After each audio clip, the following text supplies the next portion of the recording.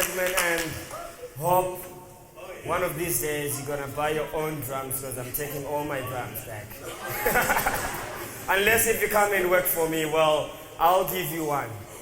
But thank you very much. It was a lovely night to meet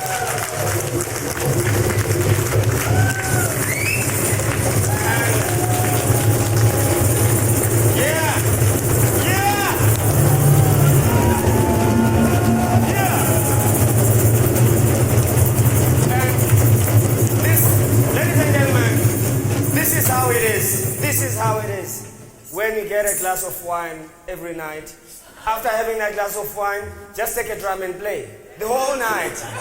Yeah. So ladies and gentlemen, yours truly, the Friendly Drummers. Thank you very much, and please do enjoy your evening.